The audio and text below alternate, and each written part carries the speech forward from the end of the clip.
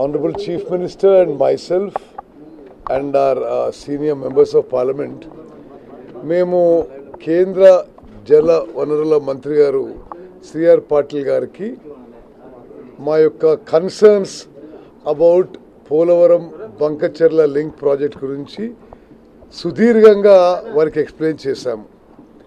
ఇది Godavari water dispute tribunal award 1980కి వ్యతిరేకం.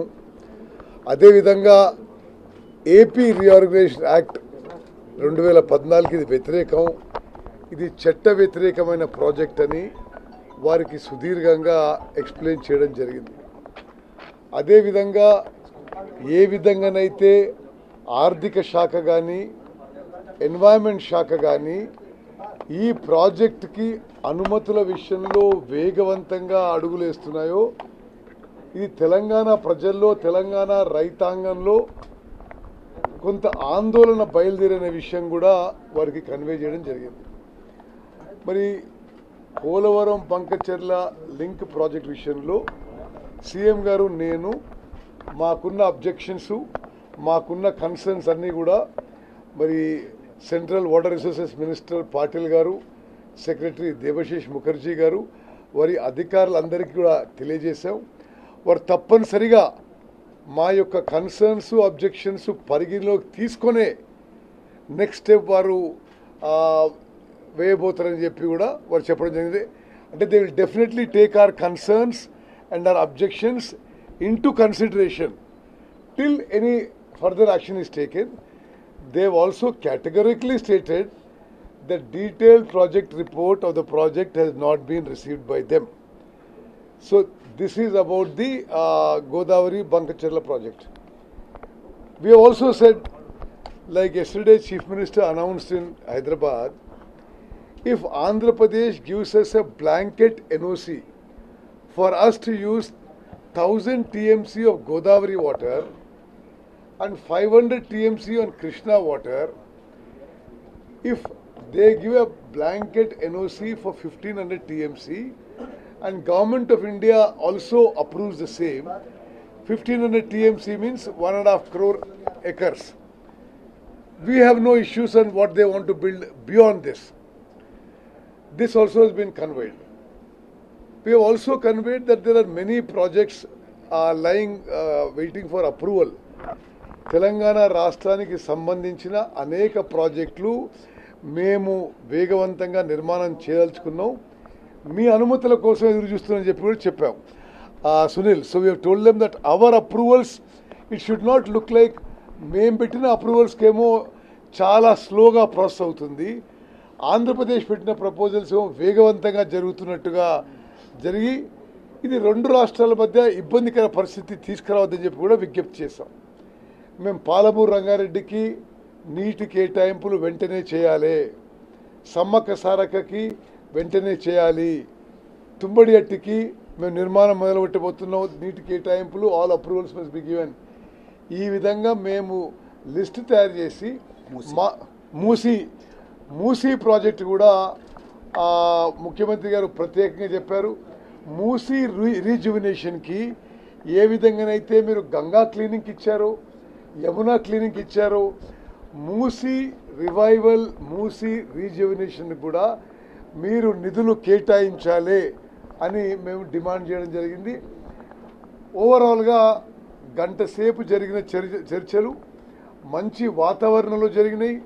మరి సిఆర్ పాటిల్ గారు మాకు అన్ని విధాలుగా హామీ ఇవ్వడం జరిగింది. తప్పనిసరిగా తెలంగాణకి ఏ విధంగా అన్యాయం చేయము, మేము తెలంగాణ ఇంట్రెస్ట్ అన్ని విషయాల్లో కూడా మేము will keep it in mind. And వారు అతి త్వరలో ఇద్దరి ముఖ్యమంత్రుల సమావేశం కూడా ఏర్పాటు చేసి అన్ని విషయాలు చర్చిస్తారని చెప్పి కూడా హామీ ఇవ్వడం జరిగింది.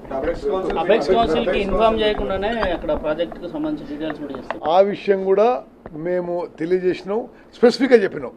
అపెక్స్ కౌన్సిల్కి ఇన్ఫార్మ్ చేయకుండా కొత్త ప్రాజెక్ట్స్ చేపట్టరాదు. మరి ఇది జరగడం ఇది మీకు మంచిది కాదు, మాకు మంచిది కాదు, రెండు రాష్ట్రాల సంబంధాలకు మంచిది కాదని చెప్పడం జరిగింది.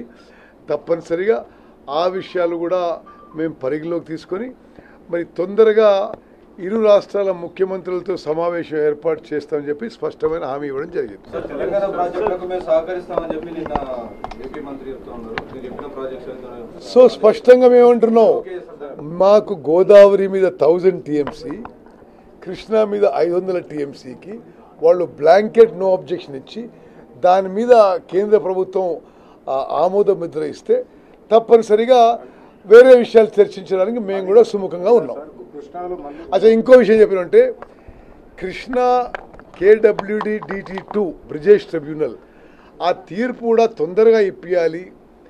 ఇంతకాలం మీరు అది సుదీర్ఘంగా కొనసాగి ఈ అనిశ్చిత పరిస్థితి ఉండకూడదని చెప్పి కూడా మరి వీరి ద్వారా ఒక మాట మీరు ఆ ట్రిబ్యునల్ తొందరగా పూర్తి చేయడానికి చర్యలు తీసుకోవాలని చెప్పడం జరిగింది. సార్, కృష్ణాలో వరద జలాల్లో వాటాలు అడిగినట్టు గోదావరిలో వాటాలు అడగచ్చు సార్.